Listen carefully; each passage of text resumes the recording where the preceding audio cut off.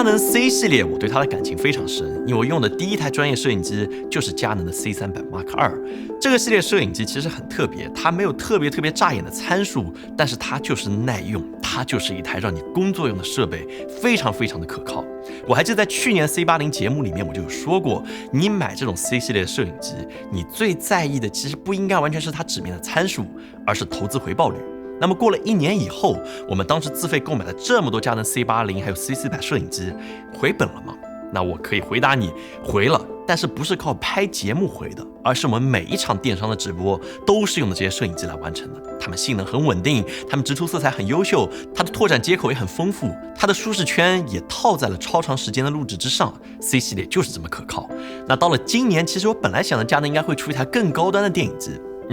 但是他們推出了這麼一台緊湊的小型的電影機 C50， 它在更小體積之內擁有着 7K 的 RAW 的錄製能力，最高16檔的動態範圍，能夠同時拍攝照片，能夠拍攝3250萬像素的照片，甚至還有着 Open Gate 片門全開，這個我很喜歡的畫幅比例，放在了這個22,999的售價裡面。雖然相比最新的 R63，它其實不算便宜，但是這個差價所帶來的，我覺得就是針對視頻功能優化還有體驗的提升，尤其是在影像行業，它就是目前看下來很獨特的一個選擇。那麼這麼一個佳能電影機線的新鮮血液，我們基本上1年只能見到1台這個 C 系列的新品，它能夠應對佳能的這個官方 slogan 感動常在嗎？所以我們先來看一看它拍攝的樣片吧。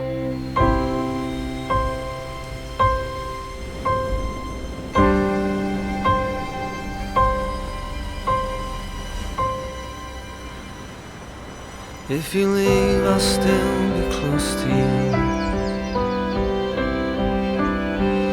When all your fears rain down, till the rays of gold and honey cover you, in the sweetness of the dawn, but you're always on the run.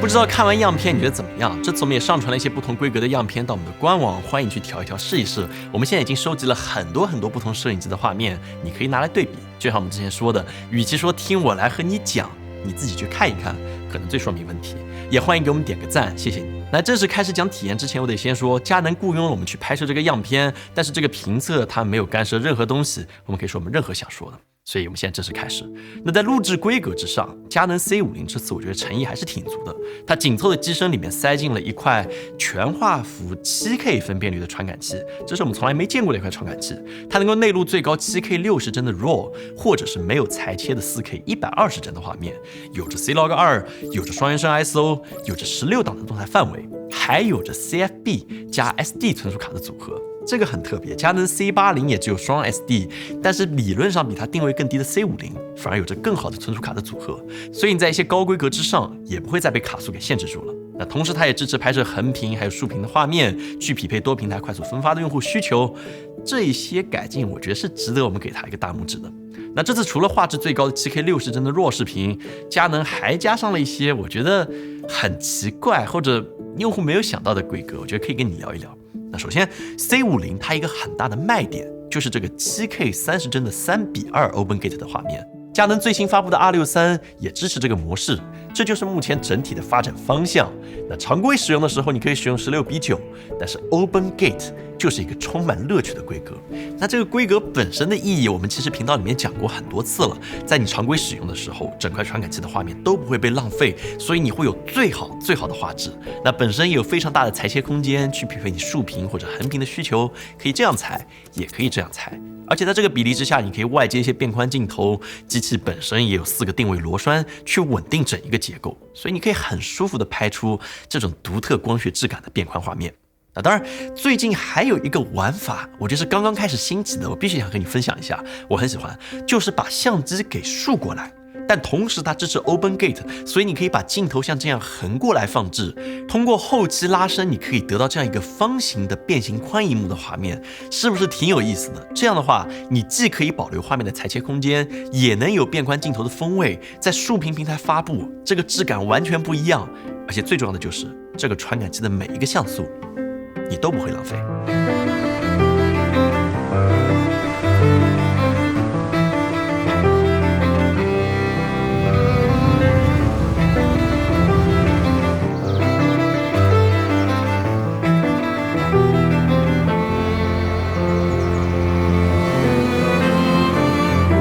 片门全開好歸好，但這次佳能給到的 7K 最高幀率只有30幀，所以你無法獲得一些升格的高分辨率的片門全開的畫面。那如果你想要升格，你目前只能選擇17:9的 7K 60幀，或者是 4K 120幀，會稍微有一點點可惜。那佳能這次 4K 120幀沒有任何的裁切，但是從它對比別的模式讀取速度來看，這個120幀和30或者60幀不太一樣，30和60是超採樣下來的。但是120幀你會看到銳度上有個比較明顯的下降，對焦也會有一點點更糾結，偶爾會有點抽的現象。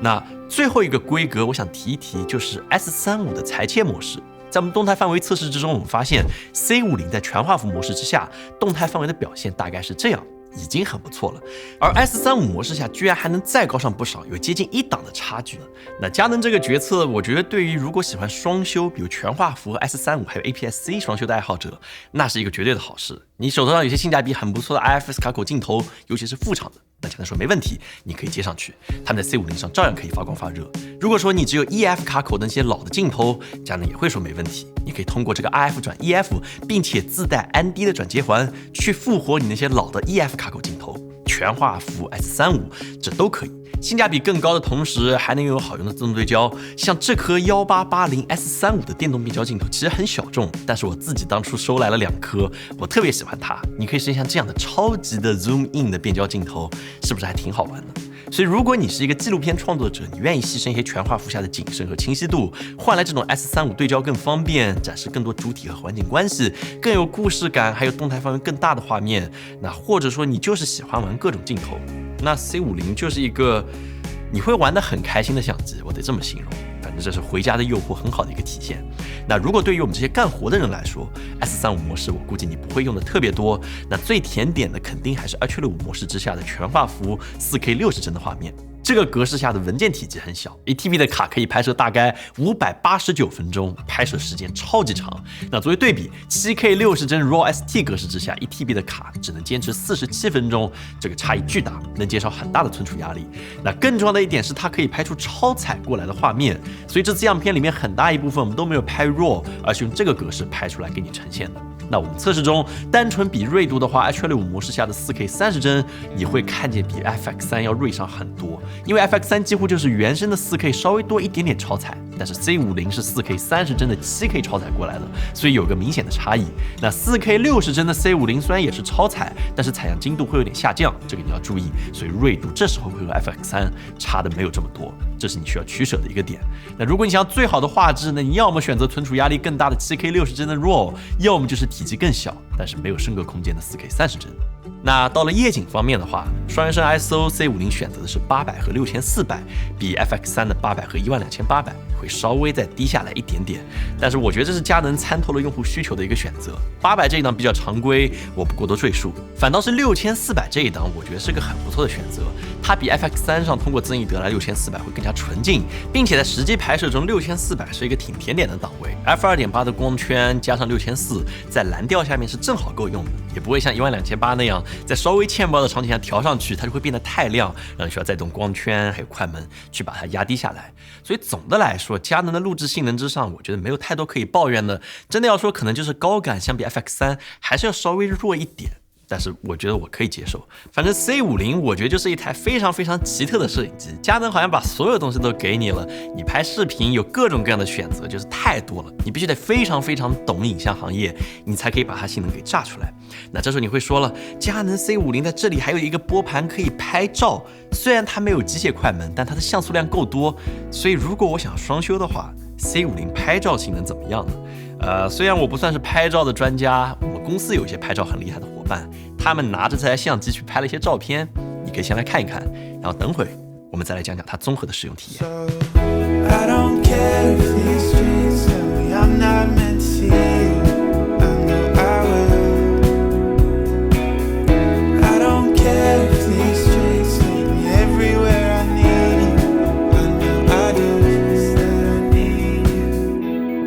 C50拍照可能最大的問題就是沒有那個快門的聲音，所以說你用起來吧會感覺有一點點空落落的，但是拍出來的照片我真的覺得還是挺不錯的，非常的清晰銳利。那真的要說外觀的話，我覺得 C50是一台變厚了的微單相機，但是又是一台變薄了的電影機，因為砍掉了內置的安迪濾鏡和別的一些接口還有按鍵，它比 C80瘦了一大圈，更像是一個變厚了一點點的索尼 FX3， 重量現在大概在670克，屬於一個常規微單的重量級，只比 FX3 重了大概30克左右，所以拿到手上就是感覺它很輕，無論是穩定機還是手持，你都不会有任何壓力。那握持感，我覺得這個握把比別的很多微單要舒服很多，非常的扎實。那雖然重量上輕了，但是佳能的做工，我覺得這次比 C80會好一些。它的各個按鈕都非常的結實，尤其是撥桿。C80上面我一直吐槽它的撥桿非常的塑料，但是 C50上就像是旗艦的這些微單相機一樣，質感相當不錯。只是有兩個地方很搞笑，就是它這個按鍵會因你轉動它的撥盤而歪掉，但是反着轉又能回來，反正是個小的吐槽。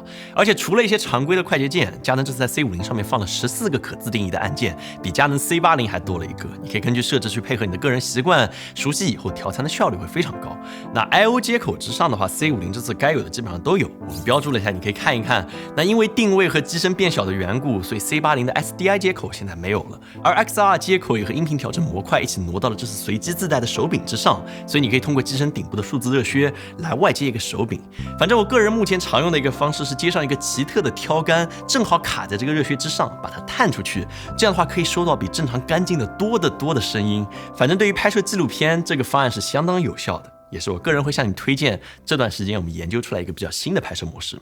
那這次 C50 接口設計比較好的一點，是因為散熱風扇把整塊屏幕給頂了出去，所以屏幕不會有接口有任何的衝突，你完全可以打開屏幕，再來接上各種線材。那除此之外，這次 C50 還在卡槽上加了一個提示狀態的指示燈，這些設計的加持之下，它的體驗真的還挺不錯的，就是一台非常趁手的攝影工具。了嗎？我還是想抱怨一下，任何東西不可能是完美的。這塊屏幕雖然它可以翻轉，觸控靈敏，色彩也很不錯，但這個屏幕只有2.95英寸，我真的覺得還是挺遺憾的一個地方。佳能本身專業系的菜單就比較複雜，放在這塊小屏幕上就會非常的捉襟見肘，字很小，不容易看清楚。錄製界面很多圖標甚至會比菜單字體更加小，所以如果你是一個有着一雙大手，並且喜歡觸控調參的人，那恭喜你，你應該會有一個不這麼愉快的操控體驗。我不知道佳能後續會不會針對這塊屏幕推出一個字體更大的菜單和 UI， 但是目前來說，對於 C50 真的應該外接一個比較好的監視器，這樣你才能用得更加舒服一點。那另外一個不太電影級的點就是底部的接口 ，C50 現在只有一個1/4接口和一個定位孔。如果說你要上一些無人機或者搖臂，那基本上確定的就是你得上一個兔籠，確保它有2個接口被鎖住。不要問我為什麼要這麼做，絕對會有慘痛的代價。那如果你能接受這些小的問題，那 C50 能帶給你的畫質，我真的覺得是不會讓你失望。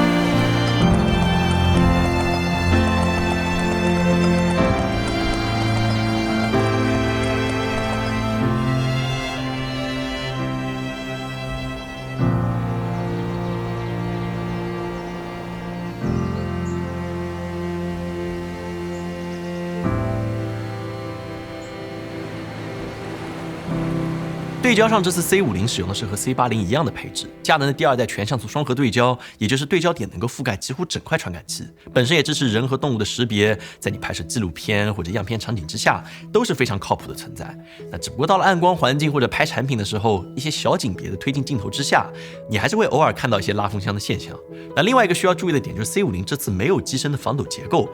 這個點我其實一直在提，佳能的 C 系列都沒有防抖結構，它是一個雙刃劍的東西，好處就是它不會因為抖動而產生奇怪的傳感器偏轉，那缺點的話就是在一些手持場景之下，你會發現你的畫面會有一些小小的抖動，哪怕有了電子增穩，但還是會出现裁切，而且邊緣有些抽动的現象。所以除非你用的是带防抖的 RF 卡口鏡頭，不然 C50 就是一台需要上穩定器或者上滑軌的攝影機。作為一台專業機，續航和發熱是 C 系列必須要解決的問題。那 C50 表現還是挺不錯的，得益於這塊巨大的風扇，我們在拍攝過程中，哪怕是在印尼接近40度的戶外溫度之下 ，C50 也沒有出現發熱的現象。那目前它使用的電池是這塊 IOP E6P 的電池，也能夠在室溫25度的環境之下，不間斷拍攝2.5的 4K 60幀視頻1個小時左右。所以這點也和官網測試結果差不多。你不能說它的這個續航優秀，但是你拍拍停停，大概率一天要5到6塊甚至7塊的電池，這是你應該有預期的一點。那這台相機也支持使用 USB-C 口來進行補能，所以可以長時間續航。但是有一個小的點，就是你要記得在關機充電並且下卡的時候，要把這個卡槽給關上，因為它在關機並且打開卡槽的情況之下，會默認停止 C 口的供電。算是一個比較小但是難觸發的一個 bug， 但是千萬不要因為這個耽誤了拍攝，會顯得有點笨。那除開這個 bug，C50 還有一個我們老生常談的問題，就是 LUT。C50 目前在回放的時候是沒有 LUT 監看的，你在使用自己的 LUT 的時候 ，LUT 會被強制的燒錄進去，你沒有的選。我覺得是一個很不優雅的一個設定。那另外一點就是視頻模式下的操控邏輯，本身 C50 支持拍攝3250萬像素的照片，2個系統有着獨立的 UI， 切換時間也挺快的，大概5秒左右，我覺得很不錯。但是你會發現在拍照的模式之下，你可以通過半按快門回到拍攝界面，但是如果回到了視頻模式，這個邏輯它又不行了，你必須要再點一次 menu 才能回到拍攝界面。而且在全屏回放界面之下，你會發現你要回到預覽界面，你必須要點擊這個刪除按鈕才能回去，這是一個很奇怪的感覺，就你心裡至少會，我是不是在刪東西，會要咯噔一下，反正是個挺奇怪的操控邏輯。我覺得佳能真的把能給的硬件都給了，畫面這台相机真的不會讓你失望，超級厲害。但是我總覺得在前期使用的時候，一些軟件的細微之處，就是會給人一種棋差一步的這種遺憾感。我真的覺得更新一下固件就能解決，但是 C80 的時代沒有解決 ，C50 我希望能夠解決吧。講了這麼多，在我看來 C50 這台相機還是挺有意思的，它非常好的填補了佳能電影線這個位置的空白，它有着硬實力，它有着很好的可玩性，它的用戶上限非常高，又能夠真正用來幹活。拍照性能它也有，但就像佳能的 C50 拨桿上的字體設計一樣，視頻是它真正的高光之處。所以買它之前，我就需要非常明確你的需求。那理論上相比 R63， 它的優勢我覺得就是針對視頻功能優化，還有使用體驗的提升。它穩定好用，它不會出錯，這種電影機關鍵的東西它都有。那如果你是一位普通用戶，接一些小型的商業項目，那 R63 確實也是不錯的選擇，價格也會便宜不少。所以穩定性是你付出的價格差買下的最重要的東西，你覺得值嗎？所以這就是我們佳能 C50 的評測。如果你喜歡的話，也歡迎發給你想要購買 C50 的朋友們看看，也許會對他有些幫助。也請給我們點點小心心，記得關注我們。那麼我們下次再見。